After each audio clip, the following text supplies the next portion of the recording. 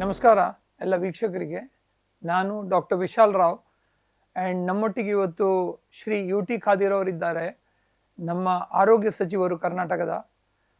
ಮೊದಲಾಗಿ ನ್ಯೂಸ್ ಫಸ್ಟಿಂದ ನಮ್ಮೆಲ್ಲ ವೈದ್ಯರ ಸಂಸ್ಥೆಗಳಿಂದ ಮತ್ತು ನಮ್ಮ ಎಲ್ಲ ವೀಕ್ಷಕರಿಂದ ಹಾರ್ದಿಕ ಶುಭಾಶಯಗಳು ಮತ್ತು ಅವರಿಗೆ ನಮ್ಮ ಕಡೆಯಿಂದ ಒಂದು ವಾರ್ಮ್ ವೆಲ್ಕಮ್. ನಮಸ್ಕಾರ ಸರ್. ನಮಸ್ಕಾರ. U T Quader sir, you have been the former health minister 2013 to 16. You played the role of having a health minister. ನನ್ನ ಮೆಮೊರಿಯಲ್ಲಿ ಇದ್ದದ್ದು ಫಸ್ಟ್ ಎಂಟ್ರಿ ಇದ್ದದ್ದು ನಿಮ್ಮದು ಬಂದದ್ದು ಗುಡ್ಕಾ ಬ್ಯಾನಲ್ಲಿ ಶುರು ಆದದ್ದು ನಿಮ್ಮ ಎಂಟ್ರಿ. ಹೌದು. ಟೆನ್ಯೂರಲ್ಲಿ ನಿಮ್ಮ ಫಸ್ಟ್ 100 ಡೇಸ್ ಗೋಲ್ ಬಗ್ಗೆ ಮತ್ತು ನಿಮ್ಮ ಯೋಚನೆಗಳ ಬಗ್ಗೆ ನಮಗೆ ಕೇಳಕ್ಕೆ ನಾವು ಇಷ್ಟಪಡ್ತೇವೆ. ಇಲ್ಲ, ಧನ್ಯವಾದಗಳು ಡಾಕ್ಟರ್ ವಿಶಾಲ್ ಅವರೇ. ಬಹುಶಃ 13 ವರ್ಷಗಳಿಂದ ಬಹುಶಃ ನಾನು ಆರೋಗ್ಯ ಮಂತ್ರಿ ಆಗಿದ್ದೆ. ಆಗಿರುವಂಥ ರೋಗಗಳಿಗೆ ಮತ್ತು ಈಗಿರುವಂಥ ರೋಗಗಳಿಗೆ ಬಹಳ ವ್ಯತ್ಯಾಸ ಇದೆ. ಆಗಿರುವಂಥ ಚಿಕಿತ್ಸೆಗೆ ಮತ್ತು ಈಗಿರುವಂಥ ಚಿಕಿತ್ಸೆಗೆ ಕೂಡ ಭಾಳಷ್ಟು ವ್ಯತ್ಯಾಸ ಇದೆ. ಕೆಲವೊಂದು ಸಮಸ್ಯೆ ಇರುವಂಥದ್ದು. ಆಗಿದ್ದಂಥ ಸಮಸ್ಯೆಯೇ ಈಗಿರುವುದೇನಂತ ಹೇಳಿದರೆ, ಆಗೂ ಕೂಡ ವೈದ್ಯರು ಮತ್ತು ಸ್ಟಾಫ್ ಇರಲಿಲ್ಲ. ಈಗ 13 ವರ್ಷ ನೋಡೋ ಕೂಡ ಅದೇ ಪರಿಸ್ಥಿತಿಯಲ್ಲಿ ನಾವು ಇವತ್ತು ಇದ್ದೇವೆ. ಹಾಗಾಗಿ ಇದಕ್ಕೊಂದು ಅಂತಿಮ ಮಾಡಬೇಕಂತೇಳಿ ಕೊಂಡೆ ನಮ್ಮ ಮೊದಲ ಉದ್ದೇಶ, ಮೊದಲ ಕೆಲಸ ಯಾವುದಂತ ಹೇಳಿದರೆ, ಹೊಸ ಆಸ್ಪತ್ರೆ ಕಟ್ಟುವ ಬದಲು ಇದ್ದಂಥ ಆಸ್ಪತ್ರೆ ಸ್ಟ್ರೆಂಥನ್ ಮಾಡಬೇಕು. ಅದಕ್ಕಾಗಿ ಇವತ್ತು ಎಲ್ಲ ಆಸ್ಪತ್ರೆಗೂ ಕೂಡ ನಾನು ವೈದ್ಯರನ್ನು, ನರ್ಸನ್ನು, ANMಗಳನ್ನು, ಲ್ಯಾಬ್ ಟೆಕ್ನಿಷಿಯನ್ನು, ಫಾರ್ಮಸಿಸ್ಟನ್ನು, ಈ ಎಲ್ಲ ನಮ್ಮ ಟೆಕ್ನಿಕಲ್ ಕೋರ್ಸ್ ಎಲ್ಲ ಒಂದು ಆಸ್ಪತ್ರೆ 100% ಸೆಟ್ ಮಾಡಬೇಕಂತೇಳಿ ಇದಕ್ಕೆ ಈಗ ನಾವು ಪರ್ಮಿಷನ್ ತಗೊಂಡು ಬಹುಶಃ ಒಂದು ಕಡೆಯಿಂದ ನಾವು ಪರ್ಮನೆಂಟ್ಗೆ ಕೂಡ ಇವತ್ತು ನಾವು ಪ್ರೋಸೆಸ್ ಮಾಡ್ತಾಯಿದ್ದೇವೆ. ಅದು ಪರ್ಮನೆಂಟ್ ಇವತ್ತೆಲ್ಲ ನಾವು ಆಗೋದಿಲ್ಲ, 6 ತಿಂಗಳಾದರೂ ಬೇಕು. ಅದು ಸ್ಯಾಂಕ್ಷನ್ ಆಗಿ ಬಂದು ಅವರನ್ನು ಎಕ್ಸಾಮ್ ಮಾಡಿ ನೋಟ್ ಮಾಡಿ ಜಾಯ್ನ್ ಆಗಲಿಕ್ಕೆ. ಅಲ್ಲಿಯವರೆಗೆ ನಾವು ಎಲ್ಲ ಕಡೆ ಕೂಡ ಇವತ್ತು ಕಾಂಟ್ಯಾಕ್ಟ್ ಬೇಸಲ್ಲಿ ತಗೊಳ್ಳಿಕ್ಕೆ ನಾವು ಆದೇಶ ಕೊಟ್ಟಿದ್ದೇವೆ. ಇವತ್ತು ನಡೀತಾ ಇದೆ. First strengthening the PSCs, taluk hospital and district hospital. ಅದು ನಮ್ಮ ಮೊದಲ ಉದ್ದೇಶ. ಸೊ ನಿಮ್ಮ ಎದುರಿಗೆ ದೊಡ್ಡ 2 ಸಮಸ್ಯೆಗಳಿರುತ್ತೆ. ಕಮ್ಯುನಿಕೇಬಲ್ ಡಿಸೀಸಸ್ ಒಂದು ಕಡೆ, ನಾನ್ ಕಮ್ಯುನಿಕೇಬಲ್ ಡಿಸೀಸ್ ಇನ್ನೊಂದು ಕಡೆ. ಆಲ್ರೆಡಿ ನಿಮಗೆ ಸುದ್ದಿ ಸಿಕ್ಕಿರ್ಬೋದು, ಇವಾಗ ಕೋವಿಡ್, ಹೈದರಾಬಾದು ಇದು ಹೇಳಿ ಚರ್ಚೆ ಶುರುವಾಗಿ ಹೋಗಿದೆ. ಚಿಂತನೆಗಳು ಕರ್ನಾಟಕದಲ್ಲೂ ಶುರುವಾಗಿ ಹೋಗಿದೆ. ಈ ಮಟ್ಟದಲ್ಲಿ ನೀವು ಯಾವ ರೀತಿಯಲ್ಲಿ ಟೆಕ್ನಾಲಜಿ ಅಡಾಪ್ಷನ್ಗಳನ್ನು ಯೂಸ್ ಮಾಡ್ತೀರಿ, ಯಾವ ರೀತಿ ಮ್ಯಾನ್ ಪವರ್ ಟ್ರೈನಿಂಗ್ಗಳನ್ನು ಯೂಸ್ ಮಾಡ್ತೀರಿ, ಮತ್ತು ಯಾವ ರೀತಿಯಲ್ಲಿ ಹೊಸ ಪಾಲಿಸಿಗಳನ್ನು ಅಕಾಮಡೇಟ್ ಮಾಡೋಕ್ಕೆ ನಿಮ್ಗೆ ಏನು ಯೋಚನೆಗಳುಂಟು ಕೇಳೋಕ್ಕೆ ಇಷ್ಟಪಡ್ತೀವಿ ಸರ್. ಕಮ್ಯುನಿಕೇಬಲ್ ಡಿಸೀಸ್ಗೆ ನಾವೇನಾದ್ರು ಔಷಧವನ್ನು ಕೊಡ್ಬೋದು. ಇದು ನಾನ್ ಕಮ್ಯುನಿಕೇಬಲ್ ಡಿಸೀಸ್ಗೆ ಅದೇನು ನಮ್ಮ ಈ ನಮ್ಮ ಕಮ್ಯುನಿಕೇಬಲ್ ಡಿಸೀಸ್ ಇದೆಯಲ್ಲ, ಅದ್ರ ಬಗ್ಗೆ ಅವೇರ್ನೆಸ್ ಕೂಡ ಇವತ್ತು ಜಾಸ್ತಿ ಆಗೊಂದು ವಿಚಾರ ಇವತ್ತು ಆಗಬೇಕು. ಎರಡು ಇದಕ್ಕೆ ಚಿಕಿತ್ಸೆಯ ವ್ಯವಸ್ಥೆ ಜೊತೆಯಲ್ಲಿ ಇದಕ್ಕೆ ಹೆಚ್ಚಿನ ಒಂದು ಅವೇರ್ನೆಸ್ ಇವತ್ತು ಅತಿ ಅಗತ್ಯ. ಅದಕ್ಕಾಗಿ ಇವತ್ತು ಈ ನಮ್ಮ ಕಮ್ಯುನಿಕೇಬಲ್ ಡಿಸೀಸ್ ಏನಿದೆ, ಇದಕ್ಕೆ ಸಂಬಂಧಪಟ್ಟಾಗೆ ಇದನ್ನು ನಾವು ಇವತ್ತು ಒಂದು ಕ್ರಮ ತಗೊಳ್ಬೇಕಾದ್ರೆ ಜನರ ಭಾಗವಹಿಸೋ ಕೂಡ ಅಷ್ಟೇ ಅಗತ್ಯ ಇದೆ. ಜನರ ಭಾಗವಹಿಸೋ ಕೂಡ ಮೇಯ್ನ್, ಅವೇರ್ನೆಸ್ ಇಸ್ ಮೇಯ್ನ್. ಅದು ನಮ್ಮ ಫುಡ್ ಹ್ಯಾಬಿಟ್ಸ್ ಇರಲಿ, ಲೈಫ್ ಸ್ಟೈಲ್ ಇರಲಿ, ಅದೇ ರೀತಿ ನಮ್ಮ ಎನ್ವೈರ್ಮೆಂಟ್ ಇರಲಿ.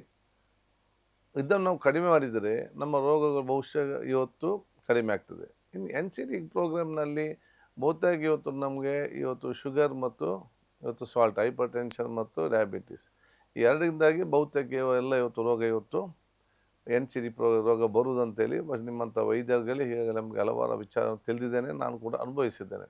ಅದೊಂದು ಸಣ್ಣದಿಂದಲೇ ಅಪ್ಡೇಟ್ ಇವತ್ತು ಮಾಡಬೇಕು. ಅದಕ್ಕಾಗಿ ನಾವು ಕೆಲವೊಂದು ಕಡೆ ನಾವು ಫುಡ್ ಸೇಫ್ಟಿಯನ್ನು ಇನ್ನಷ್ಟು ಸ್ಟ್ರೆಂಥನ್ಗೊಳಿಸಿ, ಕೆಲವೊಂದು ಕಡೆ ಅವೇರ್ನೆಸ್ ಬರುವ ರೀತಿಯಲ್ಲಿ ಬಹುಶಃ ಇವತ್ತು ಈಗಿಂದಲೇ ಫುಡ್ ಹ್ಯಾಬಿಟ್ಸನ್ನು ನಾವು ಚೇಂಜ್ ಮಾಡಲಿಕ್ಕೆ ಏನು ಪ್ರಯತ್ನ ಮಾಡಬೇಕು. ಯಾಕೆ ಈಗಲ್ಲ, ಈಗಿನ 8-10 ವರ್ಷ ಸಡನ್ನಾಗಿ ನಮಗೆ ಒಮ್ಮೆಲೆ ಸಮಾಜ ಬದಲಾವಣೆ ಮಾಡೋಕ್ಕೆ ಸಾಧ್ಯನೇ ಇಲ್ಲ. ಆದರೆ ನಾವೇನಾದ್ರು ಇವತ್ತೊಂದು ಬೆಂಚ್ ಮಾರ್ಕ್ ಹಾಕಿ ಸರ್ಕಾರ ಮಾಡಿದ ಪಾಲಿಸಿಗೆ ಅಧಿಕಾರಿಗಳು ಪ್ರಾಮಾಣಿಕ ಕೆಲಸ ಮಾಡಿದರೆ, ಸಂಘ ಸಂಸ್ಥೆ ಹೆತ್ತವರು ಸಪೋರ್ಟ್ ಕೊಟ್ಟರೆ, ಮುಂದಿನ 10 ವರ್ಷಗಳ ನಂತರ ನಾವು ಆರೋಗ್ಯವಂತ ಒಂದು ಸಮಾಜ ಕಾಣಲಿಕ್ಕೆ ನಮಗೆ ಖಂಡಿತವಾಗಿಯೂ ಸಾಧ್ಯವಾಗ್ತದೆ. ಇಡೀ ದೇಶದಲ್ಲಿ ಪ್ಯಾಂಡಮಿಕ್ ಬಂದು ಹೋಯಿತು, ಆದರೆ ಇವತ್ತಿಗೂ ಕೂಡ ಒಂದು ರಾಜ್ಯದಲ್ಲಿ ಕೂಡ ಪ್ಯಾಂಡಮಿಕ್ ಪ್ರಿಪೇರ್ಡ್ನೆಸ್ ಮಾಡೋಕ್ಕೆ ಒಂದು ಸ್ಥಾನವನ್ನು ಮಾಡಿಲ್ಲ ಸರ್. ಒಂದು ಹಂತವರೆಗೆ ಬಂದ ಮೇಲೆ ನಾವು ICU ಬೆಡ್ ಅಲ್ಲಿ ಹೋರಾಟ ಮಾಡುವ ರೀತಿಯ ಬದಲಿಗೆ ನಾವು ಮನೆಯಲ್ಲೇ ಇದನ್ನು ಗೆಲ್ಲುವ ಒಂದು ರೀತಿಯಲ್ಲಿ ಒಂದು ಪ್ರಯಾಸ ಮಾಡ್ಬೇಕು ಹೇಳಿ ನಿಮ್ಮ ಹತ್ರ ಒಂದು ನಿವೇದನೆ ಇಡಕ್ಕೆ ಇಷ್ಟಪಡ್ತೇವೆ. ಇಲ್ಲ, ಉತ್ತಮ ಸಲಹೆ. ಈ ಬಗ್ಗೆ ನಾವು ಕೂಡ ಒಂದು ಚರ್ಚೆ ಮಾಡಿ ಚಿತ್ತ ಒಂದು 2 ಸಭೆ ನಾವು ಮಾಡಿದ್ದೇವೆ. ಬಹುಶಃ ಇದನ್ನು ಇನ್ನಷ್ಟು ಅದನ್ನು ಕಾರ್ಯಗೊಳಿಸಲಿಕ್ಕೆ ನಂದು ನಿಮ್ಮಂಥ ತಜ್ಞ ವೈದ್ಯರುಗಳನ್ನು ಮತ್ತು ಅಧಿಕಾರಿ ಒಂದು ಸಭೆ, ಜಂಟಿ ಸಭೆಯನ್ನು ಕರೆದುಕೊಂಡು ಆ ಸಭೆಯೆಲ್ಲ ಫೈನಲ್ ಆಗಿ ನಾವು ಅದನ್ನು ಅದಕ್ಕೆ ಒಂದು ಪಾಲಿಸಿ ರೋಲ್ ಔಟ್ ಮಾಡೋ ಕೆಲಸ ಖಂಡಿತವಾಗಿ ಮಾಡುವ. ಅಂದ್ರೆ ಹೆಂಗಸರಿಗೆ ನಾವು ಯಾವಾಗಲೂ ಮೆಟರ್ನಲ್ ಚೈಲ್ಡ್ ಅಲ್ಲಿಯೇ ಗಮನ ಜಾಸ್ತಿ ಕೊಟ್ಟಿದ್ದೇವೆ. ನಿಮ್ಮ ಒಂದು ನೇತೃತ್ವದಲ್ಲಿ ಈಗ ನೀವು ಯೋಜನೆ ಮಾಡಿದ್ದ ವಿಮೆನ್ ಹೆಲ್ತ್ ಕೇರ್ ಒಂದು ವರ್ಟಿಕಲ್ ಮಾಡುವಂತ ಯೋಜನೆ ನೀವು ಹೇಳಿದ್ದೀರಿ. ಇದರ ಬಗ್ಗೆ ನಾವು ಸ್ವಲ್ಪ ಇನ್ನೂ ತಿಳಿಯಕ್ಕೆ ಇಷ್ಟಪಡ್ತೇವೆ. ಇವತ್ತು ನಾವು ನಮ್ಮ ಹೆಲ್ತ್ ಪಾಲಿಸಿಯಲ್ಲಿ ಜನರಲ್ ಆಗಿ ಎಲ್ಲ ಹೆಲ್ತ್ ಜೊತೆಯಲ್ಲಿ ಈ ವುಮನ್ ಹೆಲ್ತ್ಗೆ ಸಂಬಂಧಪಟ್ಟಾಗ ಕೂಡ ನಾವು ಇವತ್ತು ಹಲವಾರು ನಮ್ಮ ಯೋಜನೆ ಇದೆ. ಅದು ಸರ್ವೈಕಲ್ ಕ್ಯಾನ್ಸರ್ಗೆ ಸಂಬಂಧಪಟ್ಟಾಗಿರಲಿ, ಅಥವಾ ಇನ್ನಿತರ ಹೆರಿಗೆಗೆ ಸಂಬಂಧಪಟ್ಟಾಗಿರಲಿ, ಅಥವಾ ಈ ಹೆಣ್ಮಕ್ಳಿಗೆ ಸಂಬಂಧಪಟ್ಟಾಗೆ ಬೇರೆ ಬೇರೆ ಪ್ರೋಗ್ರಾಮ್ಸ್ ಇದೆ. ಅದನ್ನೇ ಒಂದು ಕಾನ್ಸಂಟ್ರೇಷನ್ ಮಾಡಿಕೊಂಡು ಅದರ ಬಗ್ಗೆ ನೋಡಿಕೊಂಡು ಇನ್ಯಾವುದು ನಮ್ಮ ಸೋದರಿಗೆ ಕಾರ್ಯಕ್ರಮ ಆರೋಗ್ಯ ತರ್ಬೋದು, ನಮ್ಗಿಂತ ಜಾಸ್ತಿ ಹೆಚ್ಚು ನಾವು ಕಾಳಜಿ ಅವರ ಬಗ್ಗೆ ವಹಿಸಬೇಕಾಗ್ತದೆ. ತಾಯಂದಿರ ಮೇಲೆ, ಸೋದರರ ಆರೋಗ್ಯದ ಮೇಲೆ ನಾವು ಹೆಚ್ಚಿನ ಒಂದು ನಿಗಾ ವಹಿಸಬೇಕು ಸರ್ಕಾರ. ಅದಕ್ಕಾಗಿ ನಾವು ವುಮನ್ ಹೆಲ್ತ್ ಕೇರ್ ಎಂಬ ಒಂದು ಸಪ್ರೇಟ್ ಒಂದು ಸೆಕ್ಷನ್ ಮಾಡಿ ಅದಕ್ಕೆ ಒಂದು DD ಅನ್ನು, ಡೆಪ್ಯೂಟಿ ಡೈರೆಕ್ಟರ್ ನೇಮಕ ಮಾಡಿ ಎಲ್ಲ ಪ್ರೋಗ್ರಾಮ್ ಒಂದು ಅಲ್ಲಿ ಕ್ರೋಢೀಕರಿಸಿಕೊಂಡು ಕೇಂದ್ರದಿರುವಂಥ ಮಹಿಳಾ ಪ್ರೋಗ್ರಾಮ್ ಇರಲಿ, ರಾಜ್ಯದಿಂದ ಇರಲಿ, ಅದು ನಾವು ಹೊಸತಾಗಿ ಮಾಡುವುದಿರಲಿ, ಅದು ಇನ್ನೇನು ಮಾಡ್ಬೋದು ಅಂತ ಚರ್ಚೆ ಮಾಡಲಿಕ್ಕೆ ಆ ಮಹಿಳಾ ತಜ್ಞರ ಒಂದು ಕಮಿಟಿ ರಚಿಸೋದು, ಇದೆಲ್ಲ ಮಾಡಿ ಒಂದು ವುಮನ್ ಹೆಲ್ತ್ ಕೇರ್ ಎಂಬ ಸಿಸ್ಟಮನ್ನು ತರಬೇಕಂತ ಕೂಡ ನನಗೆ ಗೊತ್ತಿದ್ದೇನೆ. ಆರೋಗ್ಯದಲ್ಲಿ ಫುಡ್, ಯಾಕಂದ್ರೆ ಪ್ರತಿದಿನ ನಾವು ಮಾಡುವ ಊಟ ಸೇಫ್ ಇರಬೇಕು ಹೇಳಿ, ಇದರ ಬಗ್ಗೆ ನೀವು ಯಾವ ತರದಲ್ಲಿ ಚಿಂತನೆ ಮಾಡ್ತಾ ಇದ್ದೀರಿ ಹೇಳಿ ಸ್ವಲ್ಪ ಕೇಳಕ್ಕೆ ಇಷ್ಟಪಡ್ತೀನಿ. ಇವತ್ತು ಬಹುತೇಕ 90% ರೋಗ ಬರಲಿಕ್ಕೆ ಒಂದು ನಾವು ಪ್ರಕೃತಿಯಿಂದ ದೂರ ಇದ್ದೇವೆ. ಯಾವಾಗ ನಾವು ಪ್ರಕೃತಿಯಿಂದ ದೂರ ಇರ್ತಾವ ನಾವೆಲ್ಲ ಕೂಡ ರೋಗಗಳು ಬರ್ತದೆ. ಅದು ಯಾಕೆ ಬರ್ತದೆ? ನಮ್ಮ ಊಟ ಉಪಚಾರ ಎಲ್ಲವೂ ಕೂಡ ನಮ್ಮ ಬಾಡಿಗೆ ಸೆಟ್ ಆಗಿರೋದಿಲ್ಲ. ಅದಕ್ಕಾಗಿ ಮತ್ತೆ ಈಗ ಹೆಲ್ತ್ ಮಾರ್ಕೆಟ್ ಕೂಡ ಎಲ್ಲರೂ ಕೂಡ ಸರಿದ್ದಾರೆ ಅಂತ ಹೇಳಲಿಕ್ಕೆ ಆಗೋದಿಲ್ಲ, ಕ್ವಾಲಿಟಿ ಅಂತೇಳಿ.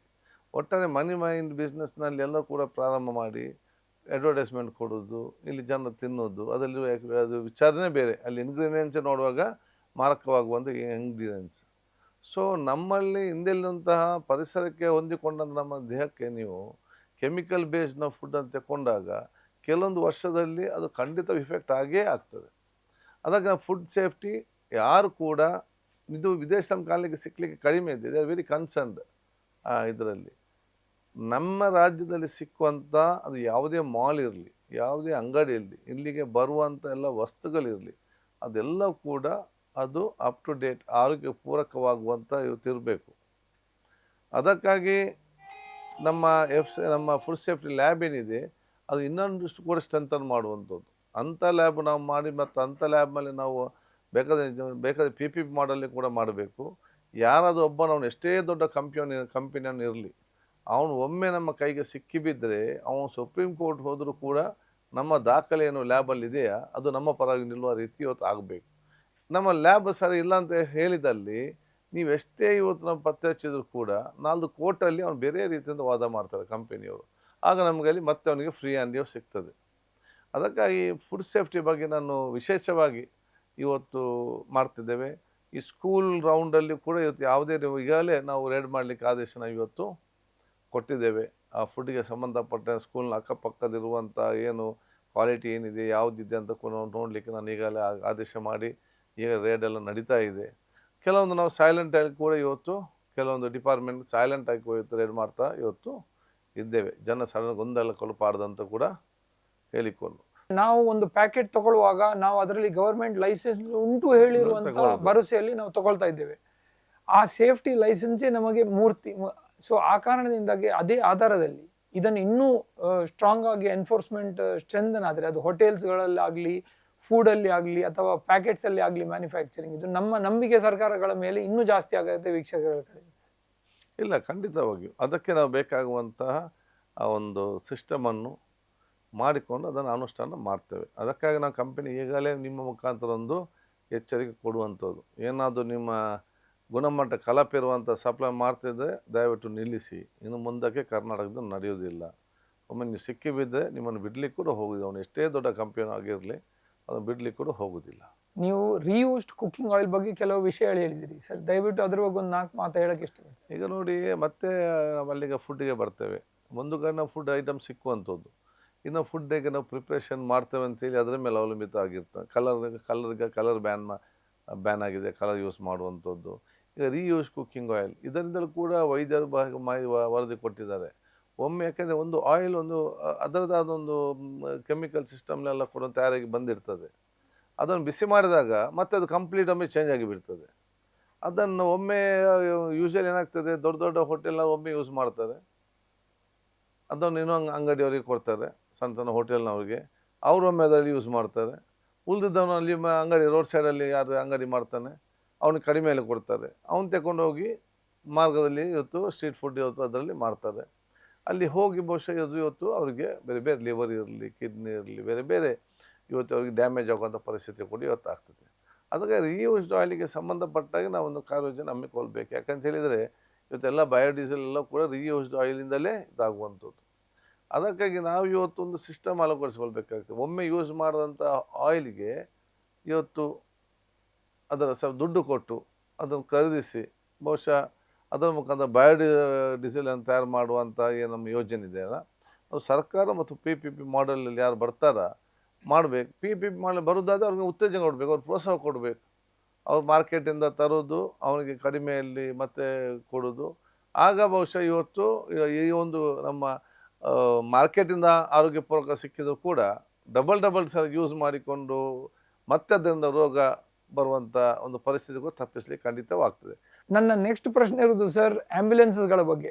ಯಾಕಂದರೆ ಇನ್ನೊಂದು ವಿಷಯ ಹೇಳೋದು, ನೀವು ಈಗ ಇವತ್ತಿಗೆ ಯೋಚನೆ ಮಾಡುವುದು ಚಿಂತನೆ ನಿಮ್ಮದು, ನೀವು ಹಲವಾರು ಮಾತುಗಳಲ್ಲಿ ಮೊದಲು ಹೇಳಿದ್ದೀರಿ, ಆದಷ್ಟು ಬೇಗ ನಾನು ಆಂಬ್ಯುಲೆನ್ಸನ್ನು ಮನೆಗೆ ಮುಟ್ಟಿಸೋಕ್ಕೆ ಪ್ರಯತ್ನ ಮಾಡ್ತಾ ಇದ್ದೀನಿ ಹೇಳಿ. ಅದರ ಬಗ್ಗೆ ನಾವು ಕೇಳೋಕ್ಕೆ ಇಷ್ಟಪಡ್ತೇವೆ ಸರ್. ಇಲ್ಲ, ಈಗಾಗಲೇ ಬಹುಶಃ ನಮ್ಮ ಆ್ಯಂಬುಲೆನ್ಸ್ ಏನಿತ್ತು ಹಿಂದೆ ನಾವು 20 ನಿಮಿಷದಲ್ಲಿ ಬಂದು ಮುಟ್ಟಬೇಕೆಂಬ ಸಿಸ್ಟಮ್ ಮಾಡಿದ್ದೆವು. ನಗರ ಮಟ್ಟದಲ್ಲಿ ಅದು 10 ನಿಮಿಷದಲ್ಲಿ ಬರಬೇಕು. ಯಾಕಂತೇಳಿ ನೀವು ಎಷ್ಟೇ ಆ್ಯಂಬುಲೆನ್ಸ್ ಮಾಡಿ ಕೂಡ ವೆಹಿಕಲ್ ಜಾಸ್ತಿ ಆದ ಕಾರಣ ನಮ್ಗೆ ಇಮ್ಮಿಡಿಯೇಟಾಗಿ ರೆಸ್ಪಾನ್ಸ್ ಮಾಡಲಿಕ್ಕೆ ಬೈಕ್ ಆ್ಯಂಬುಲೆನ್ಸ್ ಅಂತ ಸಿಸ್ಟಮ್ ತಂದಿದ್ದೆವು. ಅದು ಕಡಿಮೆ ಆಗಿತ್ತು. ಈ 20 ನಿಮಿಷದಲ್ಲಿ ಬರುವುದು ಈಗ ತಡವಾಗ್ತದೆ. ಬೇರೆ ಬೇರೆ ಕಾರಣಗಳಿದೆ.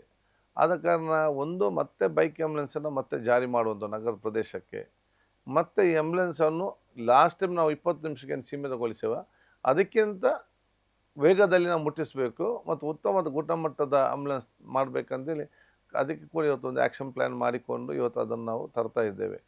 ಬಹುಶಃ ಮುಂದಿನ ದಿನಗಳಲ್ಲಿ, ಯಾಕೆಂದರೆ ಇದೆಲ್ಲ ಕೂಡ ನಾವು ಇವತ್ತು ಆಲೋಚನೆ ಮಾಡಿದ್ರು ಕೂಡ ಇವತ್ತಿಂದ ನಾಳೆ ಬೆಳಿಗ್ಗೆ ಆಗೇನು ಕೂಡ ಆಗೋದಿಲ್ಲ. ಅದು ಸ್ವಲ್ಪ ಟೈಮ್ ಇವತ್ತು ತಗೊಳ್ತದೆ. ಆದ ಕಾರಣ ಅಟ್ಲೀಸ್ಟ್ 3-4 ಮಂತ್ ನಂತರ ಆದರೂ ಕೂಡ ಇವತ್ತು ಇಂಪ್ಲಿಮೆಂಟ್ ಮಾಡಲಿಕ್ಕೆ ಈಗ ನಾವೆಲ್ಲ ಕಾರ್ಯಯೋಜನೆ ಹಮ್ಮಿಕೊಂಡು ಸರ್ಕಾರದ ಒಪ್ಪಿಗೆ ನಾವು ಇವತ್ತು ಕೇಳ್ತಾ ಇದ್ದೇವೆ. ಇದೇ ರೀತಿಯಲ್ಲಿ ನೀವು ಟೆಕ್ನಾಲಜಿ ಯೂಸ್ ಮಾಡಿ ನೀವು ಹೇಳಿದ್ದೀರಿ, ಹೆಲ್ತ್ ಮತ್ತು ಟೆಲಿಮೆಡಿಸಿನ್ ಮೂಲಕ ನೀವು PHCಗಳನ್ನು ಬದಲಾವಣೆ ಮಾಡೋಕ್ಕೆ ಕೆಲವು ಯೋಜನೆ ಇಟ್ಟಿದ್ದೀರಿ. ಅದರ ಬಗ್ಗೆ ದಯವಿಟ್ಟು ನಂಗೆ ಸ್ವಲ್ಪ. ಇವತ್ತು ನಮ್ಮ ICU ತಾಲೂಕು ಮಟ್ಟದಲ್ಲಿ ನಮಗೆ ಯಾಕಂತ ಹೇಳಿದರೆ ನಮಗೆ ICU ಬೇಕು. ಅದು ಜಿಲ್ಲಾ ಮಟ್ಟದಲ್ಲೇ ನಾವು ಪ್ರಚಾರಕ್ಕಾಗುವುದು. ಯಾಕಂದರೆ ICU ಇಲ್ಲದಿದ್ದರೆ ಬರೀ ICUಗೆ ಬೇಕಾದ್ರೆ ನೇರವಾಗಿ ಜಿಲ್ಲಾ ಆಸ್ಪತ್ರೆ ಬರ್ತದೆ, ಅಲ್ಲೇ ಕೆಪಾಸಿಟಿ ಫುಲ್ಲಾಗಿರ್ತದೆ. ತಾಲೂಕು ಮಟ್ಟ ಕೂಡ ಸ್ಟ್ರೆಂಥನ್ ಮಾಡಿದರೆ ನಮ್ಮ ಜಿಲ್ಲಾ ಮಟ್ಟದಲ್ಲಿ ಒತ್ತಡ ಕಡಿಮೆ ಆಗ್ತದೆ, ತಾಲೂಕು ಮಟ್ಟದಲ್ಲಿ ಕೆಲಸ ಇವತ್ತು ಆಗ್ತದೆ. ಅದಕ್ಕಾಗಿ ನಾವು ICU ವ್ಯವಸ್ಥೆ ಮಾಡಿಕೊಂಡು ಅಲ್ಲಿ ವೈದ್ಯರ ಕೊರತೆ ಇದ್ದ ಸಂದರ್ಭದಲ್ಲಿ ICU ಮುಖಾಂತರ ಅವರಿಗೆ ನಾವು ಇವತ್ತು ಆ ಪೇಷಂಟನ್ನು ಇವತ್ತು ನೋಡಿಕೊಳ್ಳೋದು, ಮಾನಿಟರ್ ಮಾಡಿಕೊಳ್ಳುವಂಥ ಒಂದು ಯೋಜನೆಗೆ ಬೇಕಾಗುವ ವ್ಯವಸ್ಥೆವೆಲ್ಲ ಕೂಡ ನಾವು ತಾಲೂಕು ಮಟ್ಟದಲ್ಲಿ ಮಾಡಬೇಕು. ಇದು ನಾವು 100 ದಿನದ ಪ್ರೋಗ್ರಾಮ್ ಇದನ್ನು ಅನುಷ್ಠಾನ ಮಾಡಬೇಕಂತ ಮೊದಲ ಆದ್ಯತೆ ನಾವು ಇವತ್ತಕ್ಕೆ ಕೊಡ್ತಾ ಇದ್ದೇವೆ. ಮತ್ತು ಈಗೆಲ್ಲವೂ ಕೂಡ ಬಹುಶಃ ಇವತ್ತು ಬೇರೆ ಬೇರೆ ರೀತಿಯಿಂದ ಅದೇ ರೀತಿ ನಾವು ಒಂದು ಮೊಬೈಲ್ ಹೆಲ್ತ್ಗೆ ಸಂಬಂಧಪಟ್ಟ ಈಗ ಹೆಲ್ತ್ ಜೊತೆಯಲ್ಲಿ ಈಗ ಮೊಬೈಲ್ ಹೆಲ್ತ್ ಕೂಡ ಇವತ್ತು ಬಂದಿದೆ. ಅದಕ್ಕಾಗಿ ಕೂಡ ಒಂದು ನಾವು ಸಾಫ್ಟ್ವೇರ್ ಮಾಡಿಕೊಂಡು ಇವತ್ತು ಪ್ರತಿಯೊಬ್ಬರ ಆ ಮೊಬೈಲ್ನಲ್ಲಿ ಆ್ಯಪ್ ಡೌನ್ಲೋಡ್ ಮಾಡಿದರೆ ಏನು ಅಸೌಕರ್ಯರಾಗಿದ್ದರೆ ಅಲ್ಲಿ ಎಲ್ಲಿ ಅವರಿಗೆ ಆಸ್ಪತ್ರೆ ಇದೆ, ಸರ್ಕಾರಿ ಆಸ್ಪತ್ರೆ ಎಷ್ಟು ದೂರದಲ್ಲಿದೆ, ಅಲ್ಲಿ ಏನೆಲ್ಲ ಸವಲತ್ತಿದೆ, ಎಲ್ಲಿ ಸಿಗ್ಬೋದು, ಎಲ್ಲ ಕೂಡ ನಾವು ಜನರ ಕೈಗೆ ಇವತ್ತು ಕೈಯಲ್ಲಿ ಆರೋಗ್ಯವನ್ನು ಕೊಡೋ ರೀತಿಯಲ್ಲಿ ಆ ಒಂದು ಯೋಜನೆ ಕೂಡ ನಾವು ಇವತ್ತು ರೂಪಿಸಿದ್ದೇವೆ. ಪ್ಯಾಲಿಯೇಟಿವ್ ಕೇರ್ ಬಗ್ಗೆ ನೀವು ಆಲ್ರೆಡಿ ಒಂದು ಪಾಲಿಸಿ ರಿಲೀಸ್ ಮಾಡಿದ್ದೀರಿ ಕರ್ನಾಟಕದಿಂದ. ಇದನ್ನು ನೀವು ಯಾವ ರೀತಿಯಲ್ಲಿ ಎದುರಿಗೆ ತಗೊಂಡು ಹೋಗ್ಬೋದು? ಆ್ಯಂಡ್ ಪ್ರತಿ ಒಂದು ರಾಜ್ಯದಲ್ಲಿ ಇದೊಂದು ತುಂಬ ದೊಡ್ಡ ಒಂದು ತೊಂದರೆ ಆಗಿ ಹೋಗಿದೆ. ಬಟ್ ಕರ್ನಾಟಕದಿಂದ ನಾವು ಇದನ್ನು ಯಾವ ಥರದಲ್ಲಿ ದೇಶಕ್ಕೆ ಮಾದರಿಯಾಗಿ ತಗೊಂಡು ಹೋಗ್ಬೋದು ಹೇಳಿ, ನಿಮ್ಮ ಹತ್ರ ಒಂದು 2 ವಿಷಯ ಕೇಳೋಕ್ಕೆ ಇಷ್ಟಪಡ್ತೀನಿ. ಈಗಾಗಲೇ ಇದರ ಬಗ್ಗೆ ನಾವು ಚರ್ಚೆ ಮಾಡಿದ್ದೇನೆ. ನೀವು ಹೇಳಿದಾಗೆ ಡಿಗ್ನಿಟಿ ಆಫ್ ಲೈಫ್ ಜೊತೆಯಲ್ಲಿ ನಾವು ಡಿಗ್ನಿಟಿ ಆಫ್ ಡೆತ್ ಕೂಡ ನಾವು ಆಲೋಚನೆ ಮಾಡಬೇಕು. ನಾವು ಗೌರವಪರವಾಗಿ ಜೀವಿಸಲಿಕ್ಕೆ ಏನೆಲ್ಲ ಚಿಕಿತ್ಸೆ ಬೇಕು ಅದೆಲ್ಲ ಕೂಡ ಸರ್ಕಾರ ಟ್ರೈ ಮಾಡ್ತದೆ. ಆದರೆ ನಮಗೊಂದು ಕೆಲವು ರೋಗಗಳು ಗೊತ್ತಿದೆ, ಸಣ್ಣ ಮಕ್ಕಳಿಂದ ಹಿಡಿದು ವಯಸ್ಸಿನವ್ರಿಗೆ ಕೂಡ ನಮ್ಗೆ ಗೊತ್ತಿದೆ. ಅವ್ನು ಬದುಕಲಿಕ್ಕೆ ಕೆಲವೇ ವರ್ಷಗಳ ತನಕ ಬದುಕಲಿಕ್ಕೆ ಸಾಧ್ಯ ಅಂತೇಳಿ ಬಹುಶಃ ನಮಗೆಲ್ಲರಿಗೂ ಕೂಡ ಇವತ್ತು ಗೊತ್ತಿದೆ. ಗೊತ್ತಿದ್ದದ್ದು ಕೂಡ ಇವತ್ತು ಆ ಡಿಗ್ನಿಟಿ ಆಫ್ ಡೆತ್ ಗೌರವಪೂರ್ವಕವಾಗಿ ಅಂತ್ಯವನ್ನು ಕಾಣಬೇಕು, ಸಂತೋಷದಿಂದ ಇರಬೇಕು, ಖುಷಿ ಖುಷಿಯಾಗಿರಬೇಕು, ಪೇನ್ಲೆಸ್ ಆಯತ್ತು ಕಡಿಮೆ ನೋವಿನಲ್ಲಿ ಇರಬೇಕೆಂಬ ಆ ಒಂದು ಆಲೋಚನೆ ಮಾಡಿ ಪ್ಯಾಲಿಯೇಟಿವ್ ಕೇರ್ ಸಂಬಂಧಪಟ್ಟಾಗೆ ನಾವು ಇವತ್ತು ಆಲೋಚನೆ ಮಾಡಬೇಕು. ಇದಕ್ಕೆಲ್ಲರ ಸಲಹೆ ಸೂಚನೆ ಕೂಡ ಇವತ್ತು ನಮಗೆ ಬೇಕು. ಅವರನ್ನು ಬಹುಶಃ ನೋವು ಕಡಿಮೆ ಇರುವ ಔಷಧಗಳನ್ನು ಕೊಟ್ಟು ಅವ್ರಿಗೆ ಉತ್ತಮವಾದ ವಾತಾವರಣದಲ್ಲಿ ಒಂದು ಸಂತೋಷವಾಗಿ ಜೀವನ ಕಲಿಯುವಂಥ ಒಂದು ವಾತಾವರಣ, ಎಲ್ಲ ಜೊತೆ ಬೆರೆತುಕೊಂಡು ಹೋಗುವಂಥ ಒಂದು ವಾತಾವರಣ, ಪರಸ್ಪರ ಒಬ್ಬರೊಬ್ಬರು ಇದು ಆ ಒಂದು ಪ್ಯಾಲಿಯೇಟಿವ್ ಕೇರ್ ಏನಿದೆಯಾ ಅದಕ್ಕೆ ಇವತ್ತು ನಾವು ನೀವು ಹೇಳಿದ ಪಾಲಿಸಿ ಮಾಡಿದ್ದೇವೆ. ಸಮರ್ಪಕವಾಗಿ ಅದನ್ನು ಅನುಷ್ಠಾನ ಮಾಡಲಿಕ್ಕೆ ನಾವು ಇನ್ನೂ ಕೂಡ ಚಾಲನೆ ಕೊಡಲಿಲ್ಲ. ಮತ್ತು ಇದು ಎಲ್ಲ ಸರ್ಕಾರದಿಂದ ಆಗ್ತದೆ ಹೇಳಲಿಕ್ಕೆ ಆಗೋದಿಲ್ಲ. ಅದಕ್ಕೆ ಯಾರಾದರೂ ಎನ್ ಜಿ ಒಸ್ಗಳು, ಉತ್ತಮವಾದ ಸಂಘ ಸಂಸ್ಥೆಗಳು, ಸಾಮಾಜಿಕ ಮತ್ತು ಮಾನವ ಕಲಿಯುವ ಮನುಷ್ಯರು ಮುಂದೆ ಬಂದು ಅಂಥ ಪ್ಯಾಲಿಯೇಟಿವ್ ಕೇರ್ ಸಂಬಂಧ ಕೈ ಜೋಡಿಸಿದರೆ ಅವರಿಗೆ ಸರ್ಕಾರ ಏನು ಸಹಾಯ ಮಾಡಬೇಕು ಆ ಎಲ್ಲ ರೀತಿಯ ಸಹಾಯ ನಾವು ಮಾಡ್ತೇವೆ. ಈಗ ನಾವು ಮೆಂಟಲ್ ಪ್ರೋಗ್ರಾಮಿಗೆ ಸಂಬಂಧಪಟ್ಟಾಗೆ ನಮ್ಮ ಪ್ರತಿಯೊಂದು ಜಿಲ್ಲೆಯಲ್ಲಿ ತಾವು ನೋಡಿದಾಗೆ ಇದರಲ್ಲಿ ತಿರುಗಾಡ್ತಾ ಇರ್ತಾರೆ. ತಿರುಗಾಡ್ತಾ ಇದ್ದು ಊರವ್ರು ಫೋನ್ ಮಾಡಿ ಕೂಡ ಕರಿಕುಲಮ್ ಮಾಡ್ತಾರೆ, ಉಪದ್ರ ಮಾಡ್ತಾರೆ ಅಂತ ಹೇಳಿಕೊಂಡಿದ್ರು ಕೂಡ ಪೊಲೀಸವ್ರು ಹೋಗಿ ಕರ್ಕೊಂಡು ಬಂದು ಬರೋದೇನು ಇವರಿಗೆ ಹೆದರಿಕೆ, ಇವನು ಸ್ಟೇಷನ್ ಹೆಚ್ಚು ಕಮ್ಮಿ ಮಾಡಿದ್ರೆ ಯಾರಿಗೆ ಉತ್ತರ ಕೊಡೋದು ಅಂತೇಳಿ. ಎಲ್ಲಿ ಆಸ್ಪತ್ರೆಯಲ್ಲಿ ತಗೊಂಡು ಹಾಕಿದರೆ 1 ವಾರ ಡಿಸ್ಚಾರ್ಜ್ ಮಾಡ್ತಾರೆ, ಜೈಲಲ್ಲಿ ತಗೊಂಡು ಹಾಕಿದರೆ ಇವನೇನು ಸಮಸ್ಯೆ ಇಲ್ಲ ಅಂತೇಳಿ 1 ವಾರದಲ್ಲಿ ಮತ್ತೆ ಬಿಡ್ತಾರೆ. ಅದಕ್ಕಾಗಿ ಇವ್ರನ್ನ ಕರೆಸಿ ಇವರಿಗೆ ಟ್ರೀಟ್ಮೆಂಟ್ ಮಾಡಿ ಇವತ್ತು ಆ ಕಡೆ ಕದ್ದೆ ಅಲೆಮಾರದ ತಿರುಗ್ತಾ ಇದ್ದಾರೆ ಅವ್ರನ್ನ ಕರ್ಕೊಂಡು ಬಂದು ಆ ಸೆಂಟ್ರಲ್ಲಿ ಹಾಕಿ ಅವನಿಗೆ ಟ್ರೀಟ್ಮೆಂಟ್ ಮಾಡಿ ಅವನು ಸತ್ವಜಾಗಿ ಮಾಡುವಂಥ ವ್ಯವಸ್ಥೆಗೆ ನಾವು ಒಂದೊಂದು ಜಿಲ್ಲೆಯಲ್ಲಿ ಒಂದೊಂದು ಸಂಸ್ಥೆಗೆ 25ರಿಂದ 30 ಲಕ್ಷ ತನಕ ತಿಂಗಳಿಗೆ ಕೊಡ್ತೇವೆ ಇದರಲ್ಲಿ ಅದು ಚಿಕಿತ್ಸೆಗೆ ಸಂಬಂಧಪಟ್ಟ ಹಾಗೆ. ಸೊ ಸರ್ಕಾರಕ್ಕೆ ಏನು ಮಾಡಲಿಕ್ಕೆ ಆಗೋದಿಲ್ಲ, ಅದನ್ನು ಬೇರೆ ಸಂಸ್ಥೆ ಎನ್ ಜಿ ಒ ಮುಖಾಂತರ ಮಾಡಿಕೊಂಡು ಸರ್ಕಾರ ಅವರಿಗೆ ಹೆಲ್ಪ್ ಮಾಡಿಕೊಳ್ಳುವಂಥ ನಾವೊಂದು ಯೋಜನೆ ಹಮ್ಮಿಕೊಳ್ತೇವೆ. ಅಂಥದ್ದೇ ಪ್ಯಾಲಿಯೇಟಿವ್ ಕೇರಲ್ಲಿ ಕೂಡ ನಮಗೆ ಮಾಡಲಿಕ್ಕೆ ಕೂಡ ಇದೆ. ಅದು ನಮ್ಗೆ ಅತಿ ಆಗತ್ತೆ. ಯಾರು ಮಾಡಲಾಗಿ ಮಾಡೋದಾದರೆ ನಾವು ಅವರಿಗೆ ಸಹಕಾರ ಕೊಡಲಿಕ್ಕೆ ನಾವು ಮುಂದೆ ಖಂಡಿತವಾಗಿ ನಾವು ಬರ್ತೇವೆ. ಪ್ಯಾರಾಮೆಡಿಕ್ಸ್ಗಳಿಗೆ ನೀವು ಯಾವ ರೀತಿಯಲ್ಲಿ ಎಂಕರೇಜ್ಮೆಂಟ್ ಕೊಡೋಕ್ಕೆ ಇಷ್ಟಪಡ್ತೀರಿ ಸರ್, ಸಪೋರ್ಟ್? ಪ್ಯಾರಾಮೆಡಿಕಲ್ ಅವರು ನಮಗೆ ಗುಡ್ ಆದ ಹೆಲ್ತ್ ಸೆಕ್ಟರ್ಗೆ ಪ್ಯಾರಾಮೆಡಿಕಲ್ ಖಂಡಿತವಾಗಿಯೂ ಬೇಕೇ ಬೇಕು ಇದರಲ್ಲಿ. ಯಾಕಂದ್ರೆ ಇಲ್ಲ ಡಾಕ್ಟ್ರು ಟ್ರೀಟ್ಮೆಂಟ್ ಮಾಡ್ತಾರೆ, ಪ್ಯಾರಾಮೆಡಿಕಲ್ಸ್ ಬೇರೆ ಬೇರೆ ಕೋರ್ಸ್ ಅವರು ಅದನ್ನು ಗುಣಪಡಿಸ್ತಾರೆ. ಅವ್ರು ಕೊಟ್ಟಂಥ ಟ್ರೀಟ್ಮೆಂಟನ್ನು ನಂತರ ಮುಂದುವರಿಸಿಕೊಂಡು ಹೋಗಿ ಅದನ್ನು ಸಮರ್ಪಕವಾಗಿ ಆರೋಗ್ಯವಂತ ಮಾಡಲಿಕ್ಕೆ ಅವ್ರಿಗೆ ಅತಿ ಅಗತ್ಯ ಇವತ್ತು ಇದೆ. ಅದಕ್ಕಾಗಿ ಬಹುಶಃ ನಮ್ಮ ಎಲ್ಲ ಗೌರ್ಮೆಂಟ್ ಸೆಕ್ರೆಟರಿ ಅವ್ರನ್ನೆಲ್ಲ ಕೂಡ ಅಪಾಯಿಂಟ್ಮೆಂಟ್ ಮಾಡುವಂಥದ್ದು, ಎಲ್ಲ ಸೆಂಟರ್ ಎಲ್ಲ ಪ್ಯಾರಾಮೆಡಿಕಲ್ ಇಂಪಾರ್ಟೆನ್ಸ್ ಕೊಡುವಂಥದ್ದು, ರಿಹ್ಯಾಬ್ ಸೆಂಟರ್ಗೆ ಅವ್ರಿಗೆ ಅವಕಾಶ ಮಾಡಿಕೊಡುವಂಥದ್ದು. ಇದರ ಜೊತೆಯಲ್ಲಿ ಬಹುಶಃ ಹಲವಾರು ನಮ್ಮ ಈ ಒಂದು ಸ್ಕಿಲ್ ಟ್ರೈನಿಂಗ್ ಸೆಂಟರ್ಸ್ ನಾವು ಇವತ್ತು ಈ ಪ್ಯಾರಾಮೆಡಿಕ್ ಕೋರ್ಸ್, ಯಾಕೆಂದರೆ ಸ್ಪೆಸಿಫಿಕೇಷನ್ ಆಫ್ ದಿ ಇದು ಈಗ ಅವ್ರು ನರ್ಸ್ ಆದರೆ ಬರೀ ನರ್ಸ್ ಅಲ್ಲ, ನ್ಯೂರೋ ನರ್ಸ್ ಅಂತ ಇರಲಿ ಅಥವಾ ನಮ್ಮ ಕಾರ್ಡಿಕ್ ನರ್ಸ್ ಅಂತ ಇರಲಿ, ಇಂದಲ್ಲಿ ಸ್ಪೆಷಲಾಗಿ ಇವ್ರು ತಯಾರು ಮಾಡಲಿಕ್ಕೆ ಏನು ಮಾಡಬೇಕಾ ಅದು ನಾವು ತಯಾರು ಮಾಡಬೇಕು. ಅದ್ರ ಜೊತೆಯಲ್ಲಿ ನಾವು ಲ್ಯಾಂಗ್ವೇಜ್ ಲ್ಯಾಬನ್ನು ಕೂಡ ಇವತ್ತು ಪ್ರಾರಂಭ ಮಾಡಬೇಕಷ್ಟೆ.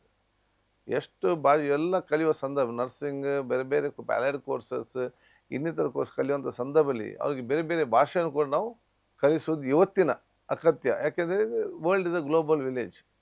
ಇಡೀ ವಿಶ್ವವೇ ಭಾರತವನ್ನು ಇವತ್ತು ನೋಡೋದಾದರೆ ಭಾರತದ ಮೇಲೆ ವಿಶ್ವಾಸ ಒಂದು ಗೌರವ ಇಟ್ಕೊಳ್ಬೇಕಾದ್ರೆ ಅಥವಾ ಇಡೀ ವಿಶ್ವದ ಎಲ್ಲರ ತಲೆಯಲ್ಲಿ ಭವಿಷ್ಯದಲ್ಲಿ ಒಂದಲ್ಲೊಂದು ದಿವಸ ಭಾರತ ಒಂದು ಬಲಿಷ್ಠವಾದ ರಾಷ್ಟ್ರ ಮತ್ತು ಸರ್ವರಿಗೂ ಕೂಡ ಬೇಕಾಗುವಂಥ ರಾಷ್ಟ್ರ ಅಂತೇಳಿ ಆಲೋಚನೆ ಮಾಡುವುದಿದ್ದರೆ ಅದು ನಮ್ಮ ರಾಜಕಾರಣಿಗಳನ್ನು ಅಥವಾ ಈ ಶ್ರೀಮಂತರು ನೋಡಿ ಅಲ್ಲ, ನಮ್ಮ ದೇಶದಲ್ಲಿರುವ ಯುವ ಜನಾಂಗ ಮತ್ತು ವಿದ್ಯಾರ್ಥಿ ಸಮುದಾಯ ಮತ್ತು ಆ ಮಾನವ ಸಂಪನ್ಮೂಲ ನಮ್ಮಲ್ಲಿ ಹ್ಯೂಮನ್ ರಿಸೋರ್ಸ್ ಏನಿದೆಯಾ ಅದನ್ನು ನೋಡಿಕೊಂಡು ಇವತ್ತಿದ್ದಾರೆ.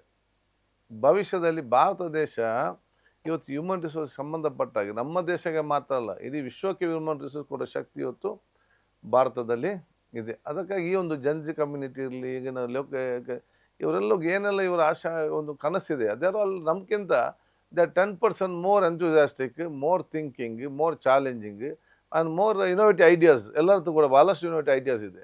ಇವರು ಯಾವ ರೀತಿಯಲ್ಲಿ ಇವನ ಐಡಿಯಾಸ್ ಬೇಕಾಗಿ ಇವತ್ತು ಸರ್ಕಾರ ಅವರಿಗೆ ಸ್ಟಾರ್ಟಪ್ಸ್ ಇರಲಿ ಇನ್ನೊಂದಿರಲಿ but not only in tech field, I think we have to give them all the ಫೀಲ್ಡಲ್ಲಿ ಇವತ್ತು ಸ್ಟಾರ್ಟ್ ಮಾಡೋ ಹೆಲ್ತ್ ಫೀಲ್ಡ್ ಇರಲಿ, ಇನ್ನೊಂದು ಫೀಲ್ಡ್ ರಿಸರ್ಚ್ ಇರಲಿ, whatever the idea should come out and that will benefit ನಮ್ಮ ದೇಶಕ್ಕೆ ದೊಡ್ಡ ಮಟ್ಟದ ಪ್ರಯೋಜನ ಆಗ್ತದೆ. ಇದು ಕೇಂದ್ರ ಸರ್ಕಾರ ಆಲೋಚನೆ ಮಾಡಬೇಕು ಮತ್ತು ರಾಜ್ಯ ಸರ್ಕಾರ ಕೂಡ ಅದನ್ನು ಪ್ರಾರಂಭ ಮಾಡಬೇಕು. ಡಾಕ್ಟರ್ಸ್ಗಳು ಇದ್ರು, ಬಟ್ ಆಕ್ಚುಲಿ ಒಂದು ಹೆಲ್ತ್ ಕೇರ್ ಸಿಸ್ಟಮ್ನ ಫೌಂಡೇಶನ್ ಇದ್ದದ್ದು ನರ್ಸ್ಗಳು ಸರ್. ಯಾಕಂದ್ರೆ ಅವ್ರು ಮಾಡುವ ಸೇವೆ ಪೇಷಂಟ್ಗಳಿಗೆ ನಮ್ಮ ಡಾಕ್ಟರ್ಗಳಿಂದ ಎಷ್ಟೋ ಜಾಸ್ತಿ ಇರುತ್ತೆ. ಈ ಒಂದು ಫ್ರೆಟರ್ನಿಟಿಗೆ, ನರ್ಸಿಂಗ್ ಫ್ರೆಟರ್ನಿಟಿಗೆ ನಾನು ಹೇಳೋದು, ನಿಮ್ಮ ಕಡೆಯಿಂದ ಯಾವ ರೀತಿಯಲ್ಲಿ ಸಪೋರ್ಟು ಕರ್ನಾಟಕ ಸರ್ಕಾರ ಕೊಡುತ್ತೆ ರಿಕ್ರೂಟ್ಮೆಂಟಲ್ಲಿ, ಫರ್ದರ್ ಪಾಲಿಸೀಸಲ್ಲಿ, ಇನ್ಸೆಂಟಿವ್ಸಲ್ಲಿ ಹೇಳಿ ನಾನು ಕೇಳೋಕ್ಕೆ ಇಷ್ಟಪಡ್ತೀನಿ. ಇವತ್ತು ನಮ್ಮ nursing is a noble profession, ಅದಕ್ಕೆ ಅದು ವಿಶೇಷ ಗೌರವ ಇದೆ. ಅದಕ್ಕೆ ಇವತ್ತು ನಮ್ಮ ರಾಜ್ಯ ಜೊತೆ ದೇಶ ವಿಶ್ವಕ್ಕೆ ಕೂಡ ಬಹಳಷ್ಟು ಅಗತ್ಯ ಇದೆ.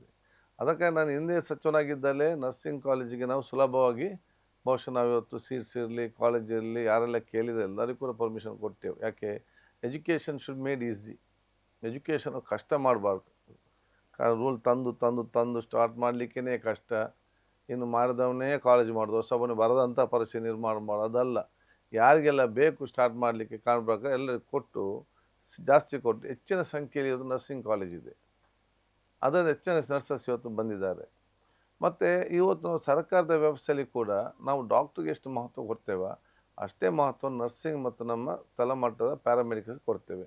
ಅದಕ್ಕಾಗಿ ನಾನು ಮೊನ್ನೆ ಬಂದ ತಕ್ಷಣ ಇವತ್ತು ಒಂದು ಕಡೆ ಡಾಕ್ಟ್ರ್ ನೇಮಕ, ಇನ್ನೊಂದು ಕಡೆ ಎಎನ್ಎಮ್ಗಳು. ನಮಗೆ ಎಎನ್ಎಮ್ ಅಂದರೆ ಪ್ರತಿಯೊಂದು ಗ್ರಾಮದಲ್ಲಿ ಕೂಡ PS ಇರುವುದಿಲ್ಲ, ಎಎನ್ಎಮ್ಗಳು ಇರ್ತವೆ, ಎಎನ್ಎಮ್ ನರ್ಸಸ್. ಆ ಎಲ್ಲ ಎಎನ್ಎಮ್ ನರ್ಸಸ್ಗಳನ್ನು ಕೂಡ ಇವತ್ತು ನಮ್ಮ ನೇಮಕಾತಿ ಇವತ್ತು ಮಾಡಲಿಕ್ಕೆ ಇವತ್ತು ನಾವು ಕ್ರಮವಾಗಿ ಕೈಗೊಳ್ತೇವೆ. ಈಗಾಗಲೇ ನಮಗೆ ಸುಮಾರು 1,000ಕ್ಕೂ ಅಧಿಕ ನಮ್ಮ ಎಲ್ಲ ವೈದ್ಯರು ಎಎನ್ಎಮ್ ನರ್ಸಿಂಗ್ ನಮ್ಗೆ ಪರ್ಮಿಷನ್ ಸಿಕ್ಕಿದೆ. ಅದು ಇಮಿಡಿಯೇಟ್ ನಾವು ಕಾಲ್ಫಾರ್ ಮಾಡ್ತೇವೆ. ಅದ್ರ ಜೊತೆಯಲ್ಲಿ ಇಮ್ಮಿಡಿಯೇಟಾಗಿ ಇವತ್ತು ನಾವು ಹೆಚ್ಚುವರಿಯಾಗಿ ಎಲ್ಲ ಎಎನ್ಎಮ್ಗಳು 3,000 ಎಎನ್ಎಮ್ ನರ್ಸ್ಗಳ ನೇಮಕಾತಿ, ನಮಗೆ 1,000 ಏನು ಇವತ್ತು ಈ ನರ್ಸ್ಗಳಿದ್ದಾರೆ, ನಮ್ಮ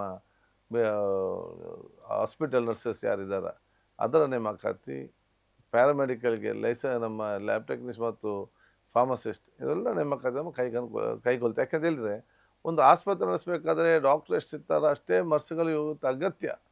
ಇಲ್ಲಾಂದ್ರೆ ನಡೆಸಲಿಕ್ಕೆ ಸಾಧ್ಯನೇ ಇರುವುದಿಲ್ಲ. ಅದಕ್ಕಾಗಿ ಅದಕ್ಕೆ ಅವ್ರಿಗೆ ಕೂಡ ಅಷ್ಟೇ ಆ ಒಂದು ಡಾಕ್ಟ್ರ್ ಜೊತೆಯಲ್ಲಿ ತಳಮಟ್ಟದ ಕೆಲಸ ಮಾಡುವಂಥ ಎಲ್ಲ ನರ್ಸ್ ಇರಲಿ, ನಿಮ್ಮ ಇನ್ನಿತರ ಸಿಬ್ಬಂದಿ ವರ್ಗದಲ್ಲಿರಲಿ, ಆಶಾ ಕಾರ್ಯಕರ್ತರಿರಲಿ, ಎಲ್ಲರಿಗೂ ಕೂಡ ನಾವು ಗಣನೆಗೆ ತಗೊಂಡು ಅವರು ಸ್ವಾಭಿಮಾನ ಮತ್ತು ನೆಮ್ಮದಿಯ ಬದುಕಾಣುವ ವ್ಯವಸ್ಥೆ ನಾವು ಮಾಡ್ತೇವೆ.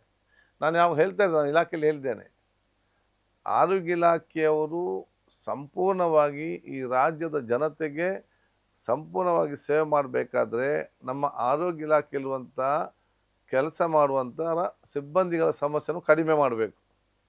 ಅದು ನಾವು ಟ್ರಾನ್ಸ್ಫರ್ ಸಿಸ್ಟಮಲ್ಲಿರಲಿ, ಅವ್ರಿಗೆ ಕೂಡ ವೇತನದಲ್ಲಿರಲಿ, ಅವರ ಸೆಕ್ಯೂರಿಟಿ ಭದ್ರತೆಯಲ್ಲಿರಲಿ, ಅವರನ್ನು ನಾವು ಕರೆಕ್ಟಾಗಿ ಮಾಡಿ ಅವ್ರಿಗೆ ಬೇಕಾಗೊಂದೆಲ್ಲ ಸವಲತ್ತನ್ನು ಕೊಟ್ಟು ಅವರು ನೆಮ್ಮದಿಯಿಂದಿಟ್ಟರೆ ಅವರು ಸಂಪೂರ್ಣವಾಗಿ ಇವತ್ತು 100% ಬಂದು ಜನರಿಗೆ ಇವತ್ತು ಕೆಲಸ ಮಾಡಲಿಕ್ಕೆ ಇವತ್ತು ಅವರಿಗೊಂದು ವಾತಾವರಣ ಆಗ್ತದೆ. ಇಲ್ಲದ ಅವರೇ ಪಾಪ ಕಷ್ಟದ ಅವರೇ ಸಮಸ್ಯೆ ಇದ್ದಾಗ 100ಕ್ಕೂ 100 ಅವರಿಗೆ ಸೇವೆ ಮಾಡಲಿಕ್ಕೆ ಹೇಗೆ ಸಾಧ್ಯ ಆಗ್ತದೆ? ಅದಕ್ಕೆ ಇದಕ್ಕೂ ನಮ್ಮ ಯೋಚನೆಯಲ್ಲಿದೆ. ತಂಬಾಕು, ಮದ್ಯ ಈ ಎರಡು ವ್ಯಸನಗಳ ಮತ್ತು ಅದರೊಟ್ಟಿಗೆ ಡ್ರಗ್ಸ್, ಈ 3 ವ್ಯಸನಗಳು ನಮ್ಮ ಸಮಾಜವನ್ನು ಒಂದು ರೀತಿಯಲ್ಲಿ ಪೂರ್ತಿ ಡಿಸ್ಟ್ರಾಯ್ ಮಾಡುವಂಥ ಒಂದು ಸಂದರ್ಭದಲ್ಲಿ ಬಂದುಬಿಟ್ಟಿದೆ ಸರ್.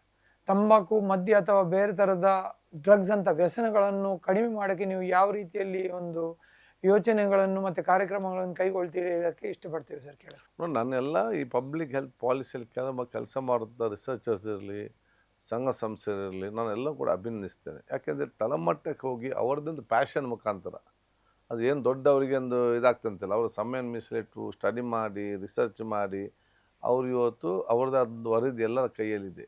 ಸಾಧಾರಣವಾಗಿ ನೀವು ಹೇಳಿದ ಹಿಂದೆ ಏನಾಗ್ತಿತ್ತು ಅಂತ ಹೇಳಿದರೆ, ಇವರು DHO ಮುಖಾಂತರ ಇವತ್ತು ಒಂದು ಕನೆಕ್ಷನ್ ಇರ್ತದೆ, ವರ್ಲ್ಡ್ ಹೆಲ್ತ್ WHO ಮುಖಾಂತರ ಒಂದು ಕನೆಕ್ಷನ್ ಇರ್ತದೆ, ಅದು ಇಂಟರ್ನ್ಯಾಷನಲ್ ಆರೋಗ್ಯ ಸಂಸ್ಥೆ ಮುಖಾಂತರ ಕನೆಕ್ಷನ್ ಇರ್ತದೆ.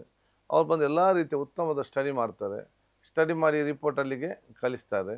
ನಮಗೆ ಇಲ್ಲಿ ಏನಾಗ್ತದೆ ಕೂಡ ಗೊತ್ತಿಲ್ಲ, ಅಲ್ಲಿ ಒಂದು ರಿಟರ್ನ್ ಬರ್ತದೆ. ಅದಕ್ಕೆ ನಾನು ಎಲ್ಲ ನಿಮ್ಮ ಈ ಪಬ್ಲಿಕ್ ಹೆಲ್ತ್ ಪಾಲಿಸಿಯಲ್ಲಿ ಕೆಲಸ ಮಾಡುವಂಥ ಮುಖ್ಯಸ್ಥರಿಗೆ ಅವತ್ತು ಕೂಡ ಹೇಳಿದ್ದೇನೆ, ನಾನು ಮತ್ತೆ ಒಂದು ಮೀಟಿಂಗ್ ಕರಿತೇನೆ, ನಾನು ಅವ್ರನ್ನ ಅಭಿನಂದಿಸ್ತೇನೆ. ಅವ್ರು ತನ್ನ ಕೆಲಸ ಮಾಡ್ತಾರೆ, ಅವರು ಆ ವರದಿ ಕಾಪಿ ನಮ್ಗೆ ಕೊಡಬೇಕು. ಈ ರೀತಿಯ ತಳಮಟ್ಟದ ಪರಿಸ್ಥಿತಿ ಇದೆ, ನಮ್ಗೆ ಮತ್ತೊಂದು ಕಾಪಿ ಅವರು WHO ಬೇಕಾದ್ರೆ ಕೊಡಲಿ.